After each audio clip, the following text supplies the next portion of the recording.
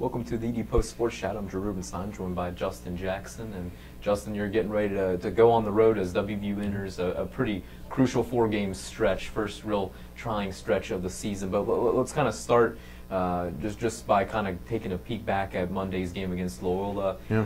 What definitively can you say about the Mountaineers at this point of the season? Well, I think the one thing that you can say about this team is that they are still searching for themselves. I mean, you know, if you go back to last week, I mean, you know, they played well, hung in against Wisconsin, which is now number 8 in the country, and you know, twice in the second half they were within 4 points. And you know, if you look back at last year's results, I mean, and fast forward to this year and say, okay, you're going to take a lot of these same players and you're going to be in that game against Wisconsin, I think a lot of people would accept that.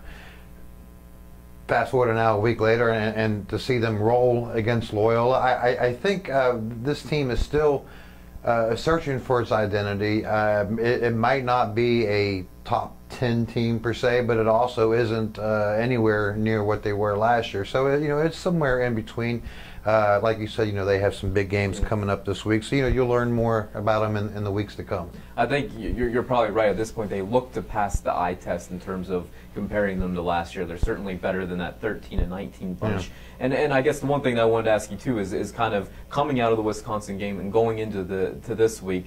Rebounding and free throws were the two things that Huggins stressed. They didn't do either very well against Wisconsin and hadn't really done either well in a lot of games early on. Yeah. And then they come out against Loyola and set a record in quite some time rebounding and shoot well free throws. Which one's the anomaly, or what does that say about this team? You know, generally when you're at one end of the spectrum one game and one end of the spectrum the other game, the truth is somewhere in the middle. I mean, is West Virginia, are they going to go out and shoot, you know, 85% from the free throw line every game? No. Are they going to go out and shoot 6 of 14 every game? No. I mean, they're somewhere in the, you know, 70, 72, 75%. I think ideally is what you can expect from this team, depending on who gets to the line. If it's Staten and Harris that continue to get to the line, which has generally been the case, this will be a good free throw shooting team. As far as rebounding, you know, Kevin Noreen, you know, may have said it best the other day. They have the potential to be a good rebounding team, but as of right now,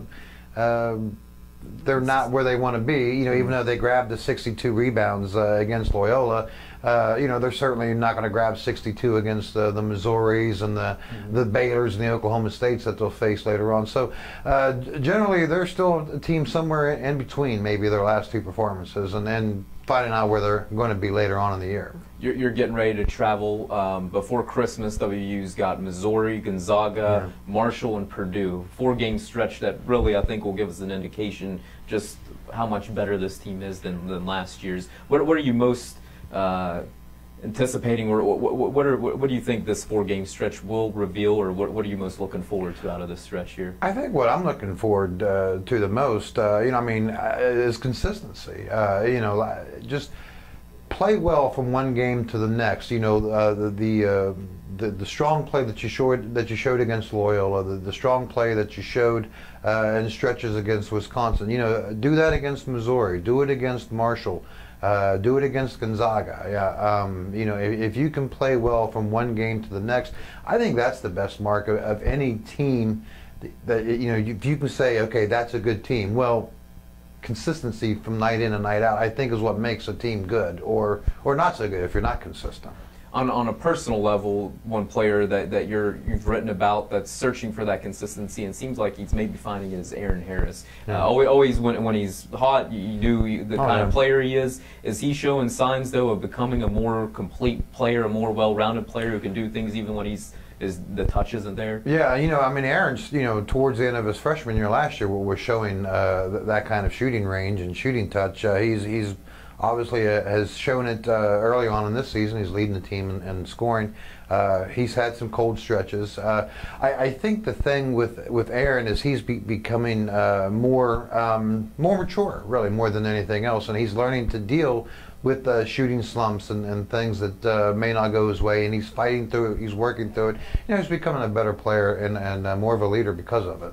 last one, the other leader that it seems like we're hearing a lot about, and you've written about him, and kind of the versatility that he presents is Juwan Staten. And does this team really kind of go depending on how Juwan is night in and night out? Where it starts. Yeah, I mean, Juwan's the guy who's got the ball in his hands, and really more than anyone. If you look at what they did last year, and then you look at the numbers of what they did this year. I mean, I think even more so than Aaron, Juwan's numbers stand out. I mean, he's got 9 turnovers in the first 7 games, and I mean, he's just playing. His shooting numbers are way up. His scoring numbers are up. His rebounding numbers are up.